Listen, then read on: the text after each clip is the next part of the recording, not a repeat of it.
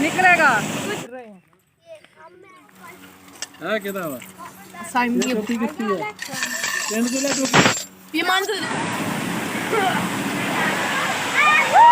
बड़ी अच्छी है। अस्सलाम वालेकुम, कैसे हैं आप सब? उम्मीद करती हूँ आप सब खैरियत से होंगे। मेरे चैनल पर आप सबको एक बार फिर खुश आमदीद। अच्छा, ऊँट एक वाहिद ऐसा जानवर है जिसको आप देखते हैं कि वो कितार की सूरत में चलता है। आपने कभी भी ऊँटों को ऐसे भागते हुए नहीं देखा होगा। परिंदे भी लाइन की सूरत में उड़ते हैं। सिर्फ़ एक हम इंसान ही हैं जो कि शऊर भी रखते हैं, इदराक भी रखते हैं, तालीम भी रखते हैं, लेकिन फिर भी हम इन बातों पे अमल नहीं करते। पता नहीं है इंसान इतना जल्दबाज़ क्यों है, हर वक्त जल्दबाज़ी में रहता है। बस उसे यही होता है कि उसका काम पहले हो जाए। और ये जब हम जा रहे थे, डे आउट के लिए जा रहे थे, बच्चों को बहुत शौक़ हो रहा था, गर्मियाँ थी। ये मेरी वीडियो जो है ये मैंने ईद के बाद बनाई थी, क्योंकि हम लोग गए थे ट्यूबवेल पर नहाने के लिए।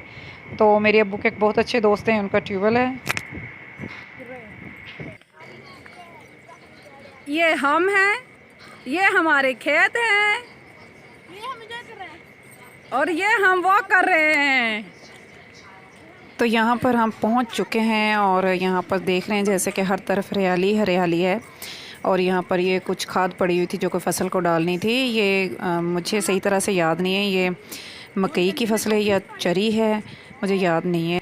और यहाँ हर तरफ खेत ही खेत हैं, दूर दूर तक आपको गंदम नज़र आएगी।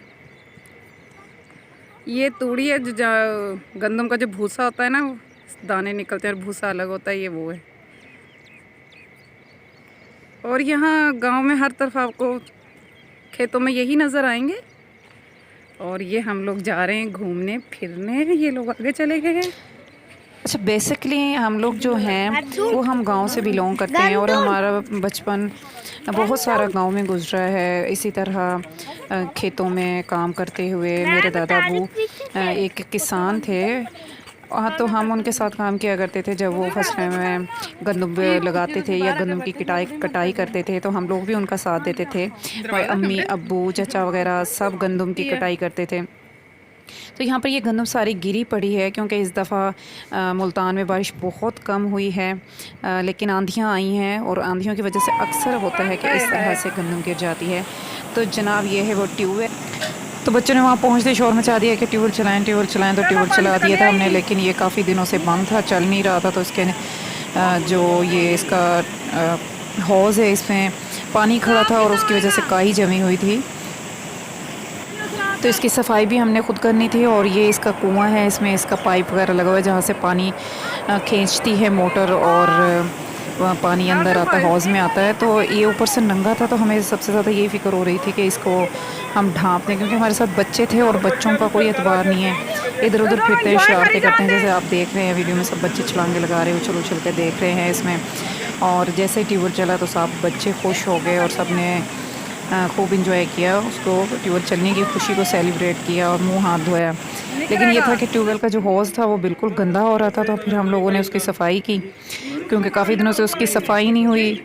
यहाँ पर जो इलाके के लोग आते हैं, ट्यूबवेल चल रहा होता है तो वो नहा लेते हैं। ऐसे कोई बाकायदा ये नहीं है कि फैमिलीज़ वहाँ जाएँ और वहाँ जाकर नहाएं।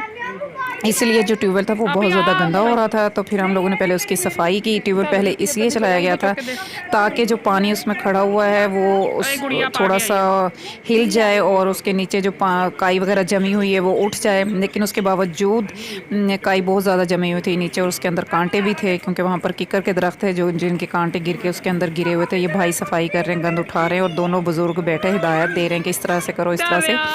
और पानी इसमें पहले इसलिए भी डाला गया था क्योंकि वो जो वहाँ से पानी का अखराज होता है वो उसका सुराख वो थोड़ा सा ऊपर था, ताकि पानी लेवल पर आए और वो वहाँ से पानी निकले। तो यहाँ पर हमने सब ने मिल के, बच्चों ने, मैंने, भाई ने सफाई की। और ये आप देख रहे हैं कि कितना गंद पड़ा हुआ था। इतनी अच्छी तरह सफाई करने के बावजूद भी फिर भी रह गया, और उसमें एक स्मेल सी भी थी। लेकिन बहरहाल इसके बावजूद बच्चों को इतना ज़्यादा शौक़ हो रहा था नहाने का कि सब ने उस स्मेल को नज़रअंदाज कर दिया, क्योंकि हमने पूरी कोशिश की थी। 2 दफ़ा हौज़ को साफ़ किया, लेकिन साफ़ नहीं हुआ हौज़ उस तरह से। आप देख रहे हैं बच्चे किस तरह से एंजॉय कर रहे हैं और यहाँ पर हौज़ को भर रहे हैं ताकि प्रेशर से पानी हौज़ से बाहर निकल जाए।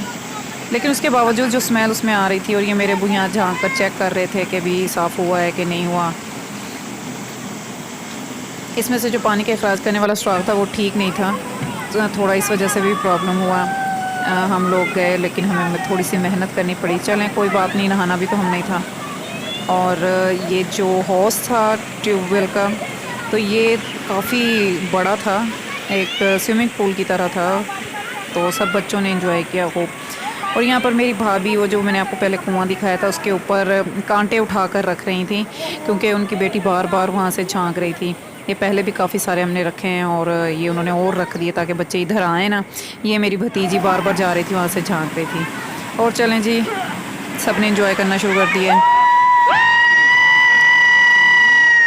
और ये भाई ने इब्तदा की है, वो बता रहे थे बच्चों को, बल्कि अपने बेटे को बता रहे थे भी आओ इस तरह नहाओ, इस तरह नहाने का ज़्यादा मज़ा आता है। मैं साइड पे खड़ी होकर देख रही थी, क्योंकि पानी बहुत कम था और उसमें फिसलन भी थोड़ी ज़्यादा थी। तो ये हो गया हमारा लंच टाइम। लंच हम साथ लेकर गए हुए थे, तो लंच में हमने बनाए थे दही बल्ले, चना थे, और रायता था हम लोगों ने साथ बनाया हुआ, और सोइयाँ बनाई हुई थी नमकीन। तो लंच टाइम हम लोगों ने खाना खाया अपना बना कर लेके, क्योंकि वहाँ पर कोई आबादी नहीं है, गांव भी वहाँ से काफ़ी दूर है, जिसकी वजह से वहाँ पर खाना मिलने का इम्कान इतना ज़्यादा नहीं है। और जिस जगह पर ये ट्यूबवेल बना हुआ था वहाँ वो ये आबादी से काफ़ी दूर है, और साइडों पे घर नहीं है। तो ये जिन अंकल के पास हम लोग गए हुए थे, ये मेरी भाभी के वालिद साहब भी हैं, तो उन्होंने फिर हमारे लिए गोश्त मंगवाया हुआ था। तो गोश्त फिर डिसाइड ये हुआ कि चावल गोश्त बनाए जाएं, और सब तो एंजॉय करने में बिज़ी थे, फिर चावल गोश्त बनाए कौन, तो अब्बू ने अपनी खिदमत दी। यहाँ पर मेरे अब्बू मसाला भून रहे हैं उस चावलों का। वाह अब्बू जी, शक्ल बड़ी अच्छी है। सालन दी एडी खुशफहमी ਬਾਜੀ ਉਹ ਤੇ ਥ੍ਰੈਸ਼ਰ ਕੜੀ हाँ मैं वेखी।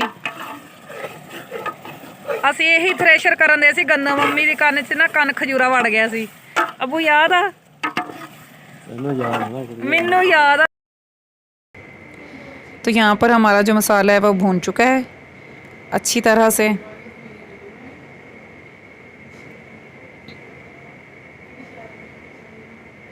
तो ये अब हमने इसमें पानी डाल दिया है चावलों का, और ये हमारा पानी पक चुका है। मैंने इसको ज़्यादा तफसील से नहीं दिखाया आपको।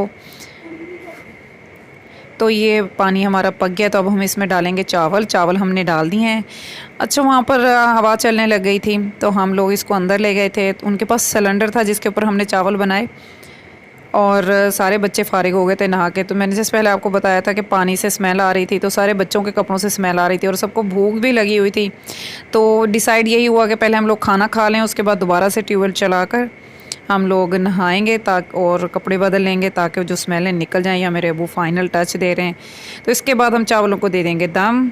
ये मेरा भतीजा देख रहा है और नाक में उंगली भी मार रहा है। ये आदत आजकल सबको ही है। ये हमारे चावल तैयार हो गए और दम भी दे। अगर आप कभी ट्यूबवेल पर गए हैं तो आप अपना एक्सपीरियंस मेरे साथ शेयर कीजिएगा, कमेंट कीजिएगा, और मेरी वीडियो को लाइक कीजिएगा। इसके साथ इजाज़त दें।